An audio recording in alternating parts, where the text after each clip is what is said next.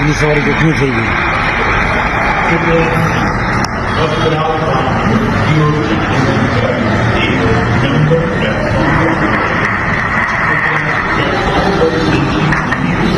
पूरे ही गए हो गया।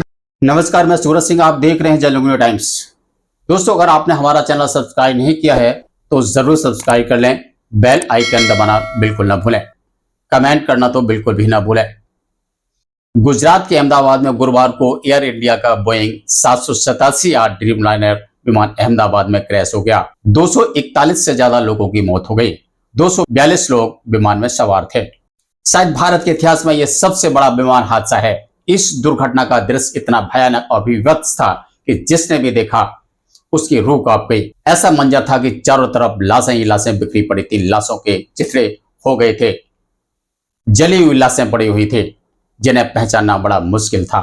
इस भीषण विमान दुर्घटना में केवल विमान के यात्री ही नहीं मारे गए, बल्कि दुर्घटना के आसपास के लोग भी बड़ी संख्या में हताहत हुए हैं।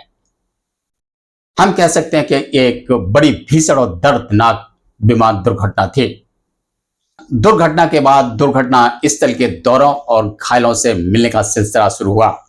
उड्डयन मंत्री राममोहन नायडू, गृह मंत्री श्री अमित शाह और प्रधानमंत्री श्री नरेंद्र मोदी जी भी वहां पहुंचे, लेकिन कैमरा लेकर पहुंचे ताकि नेताओं की रील बनाई जा सके, वीडियो शूट किए जा सके, फोटो शूट किया जा सके और देश के पालतू मीडिया यानी कि सरकारी आईटी सेल के चैनलों पर चलाया जा सके और सोशल मीडिया पर पोस्ट करके देश के लोगों को दिखाया जा सके कि बीजेपी सरकार के मंत्री, गृह मंत्री और प्रधानमंत्री जनता के प्रति कितने जिम्मेदार हैं, दयावान हैं और देश के लोगों का खास ख्याल रखने वाले हैं। आप सब इनके हाथों में बिल्कुल सुरक्षित हैं, बिल्कुल चिंता करने की जरूरत नहीं है आप लोगों को। जहां एक तरफ दुर्घटना स्थल पर मातम छाया हुआ है, लाशें बिखरी पड़ी हुई थी, लाशों के चीथड़े चारों तरफ फैले पड़े थे, चीत्कारों की आवाजों के साथ भयानक दृश्य था। लेकिन aviation minister Rama Naidu reel बनवा रहे हैं और इस रील में आप सुन सकते हैं गाना भी बज रहा है।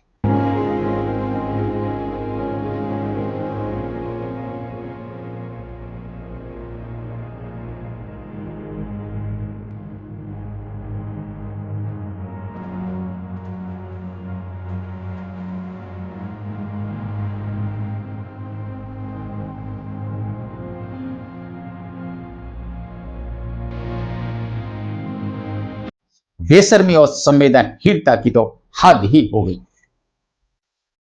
अब आप देखिए, प्रधानमंत्री जी इस हादसे में बचे हुए एक इकलौते व्यक्ति से हॉस्पिटल में मिल रहे हैं, लेकिन फोटोग्राफर और कैमरामैन कितने एंगलों से वीडियो और फोटो शूट कर रहे हैं कि किसी भी एंगल से फोटो और वीडियो शूट रह न जाए।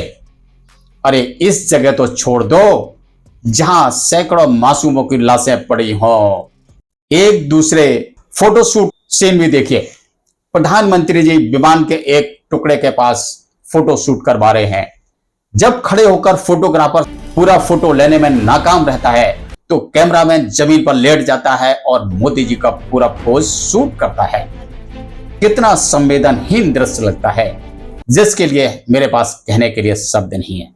अरे भाई, आप दुख में जा रहे हो जहां लाशों के ढेर लगे हुए हैं, लाशों के चीथड़े चारों तरफ फैले पड़े हैं, दुर्घटना में मारे गए लोगों के परिजन रो बिलख रहे हैं, दुर्घटना स्थल पर मातम छाया हुआ है, चारों तरफ चीख-पुकार मची हुई है।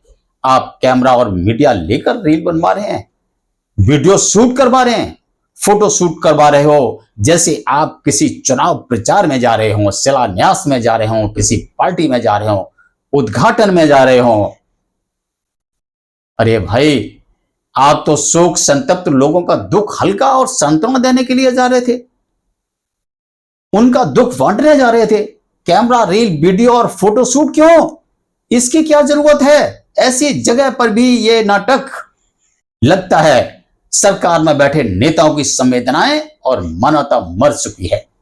लगता है इस देश की सरकार को बिकी हुई मीडिया ही चला रही है, क्योंकि देश का मीडिया वो चौथा स्तंभ होता है जो सरकार से सवाल करता है और सरकार में बैठे नेताओं, मिनिस्टरों, प्राइम मिनिस्टर को आईना दिखाता है कि आप गलत कर रहे हैं या सही कर रहे हैं। और आपकी जिम्मेदारी क्या है।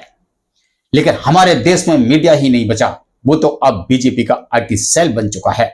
तो सरकार से सवाल कौन पूछेगा। तो आइए लास्ट में देश के गृह मंत्री अमित शाह जी का भी एक बयान सुना देते हैं आपको, सुन लीजिए कि वो क्या कहते हैं।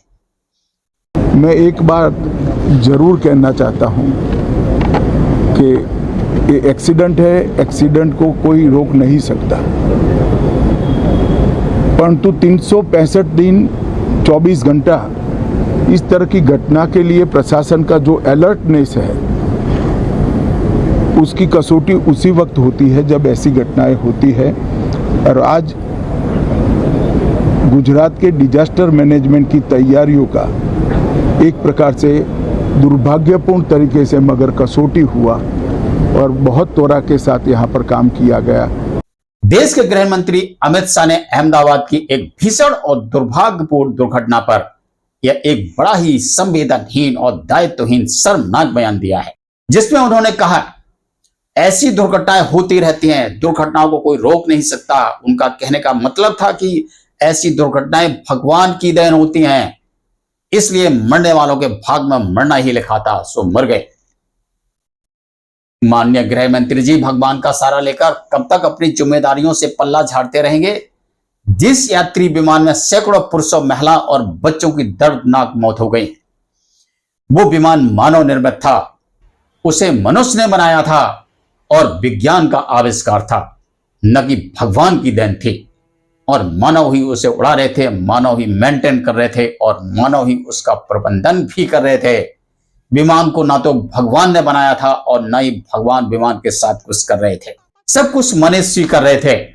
इसलिए ऐसी दुर्घटनाओं के लिए सिर्फ और सिर्फ इसके निर्माता, ऑपरेटर, प्रबंधनकर्ता और मॉनिटरकर्ता यानी कि एविएशन मिनिस्ट्री ही इस भीषण और दुखद दुर्घटना के लिए जिम्मेदार है, जिसमें गृह मंत्री जी आप भी आते हैं। इस सिस्टम के आप भी हिस्सा हैं। ऐसी तमाम तरह की सच्ची और सटीक खबरें और रिपोर्ट्स को देखने और हमसे जुड़े रहने के लिए हमारे चैनल को जरूर सब्सक्राइब कर लें, बेल आइकन दबाना ना भूलें और कमेंट करके बताएं कि हमारी वीडियो आपको कैसी लगी। नमस्कार।